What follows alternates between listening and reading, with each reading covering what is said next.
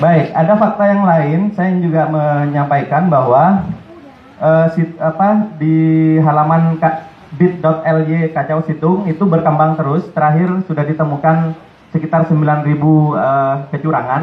Itu ditemukan oleh robot, bukan laporan masyarakat. Jadi robot program yang dibuat oleh teman-teman IT itu sudah menemukan sekitar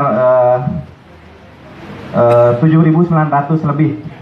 Sekarang terus berkembang, setiap hari berkembang. Dan makin mereka mengubah-ubah, makin ketahuan nanti. Alhamdulillah kami inisiatif sejak Selasa sore, saya dan Bang Abi dengan teman-teman alumni perguruan tinggi bersepakat untuk membuat robot yang bisa memotret halaman KPU dari menit ke menit.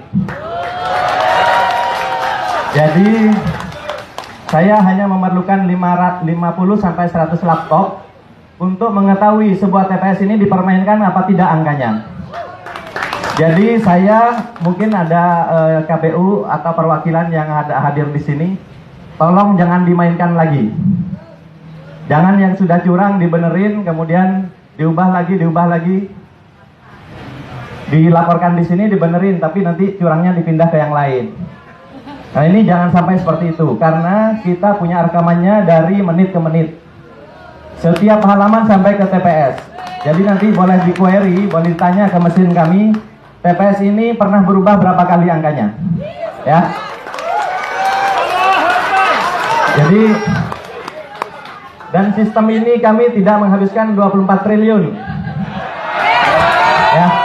Jadi, sistem saya hanya perlu menyewa laptop 700.000 kali 100 laptop. Cuma 70 juta. Saya hanya memerintahkan staf saya 2 hari membuat aplikasinya. Saya kemudian hosting di bukan hosting ya, menyewa server hanya $80 sebulan. Hanya 1 juta saja. Jadi nggak sampai 100 juta, KPU ini sudah hilang kredibilitasnya. Ya. Jadi nggak perlu bukti aneh-aneh. Itu ya. Dan saya cukup kerahkan 1 tentara lulusan SMK. Saya buktikan ijazahnya ya. Nggak usah doktor, nggak usah profesor. Sedangkan kita punya profesor banyak. Kita kasih aja, biar staf saya itu duduk, suruh nyalakan laptopnya, kemudian nyalakan, nggak usah bicara. Nanti setiap orang bisa query nanya di mana saja kecurangan itu, gitu ya. Itu fakta-fakta yang harus kita lawan, gitu ya. Karena kejanggalan ini terlalu banyak. Kalau salah entry, Bapak Ibu sekalian beli tiket, salah entry nomor KTP saja tidak bisa masuk ya. Nama Bapak ditukar, ditaruh di nomor KTP. Nomor KTP-nya di nama Bapak atau nama Ibu ya. Kira-kira bisa pesan tiket atau tidak? Baik. Kalau Bapak Ibu transfer uang dari handphone Bapak Ibu sekalian, berapa kali memasukkan PIN? Minimal 2 kali, gitu ya.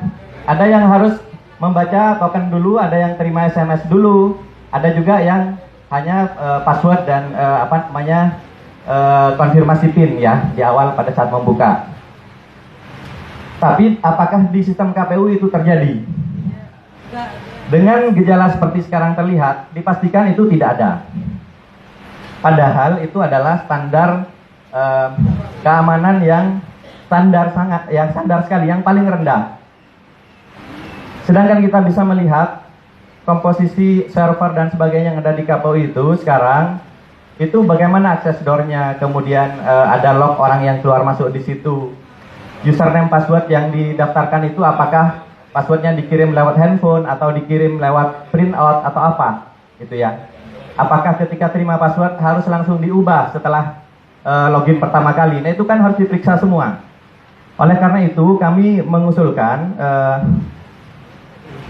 dengan kejadian yang sangat janggal ini, selain IT audit KPU secara teknologi, tapi kita juga perlu mengaudit orang-orangnya.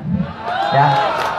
Jadi dalam IT audit itu selain servernya, programnya, itu juga orangnya. Apakah betul sidik jari mereka didaftarkan misalnya untuk masuk ke ruang server? Dan server itu, mohon maaf, apakah betul ada di situ? Kemudian untuk masuk harus pakai VPN. Saya kok tidak yakin. Itu ya. Kemudian sekarang dari KPUD itu yang menginput data, saluran VPN-nya seperti apa.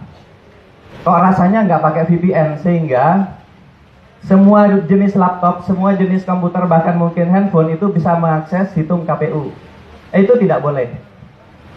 Pertama, rawan untuk down ya. Yang kedua, rawan dimasuki oleh intruder. Yang ketiga, ya sudah, saya yang paling curiga, yang ketiga adalah social engineering. Jadi password-password itu memang sembarangan dikasih, atau dikasih ke orang-orang tertentu yang mengamati angka-angka yang gampang dimanipulasi. Misalnya 11, jadi 111. Dia nggak nginput misalnya 211, dia bikin 111.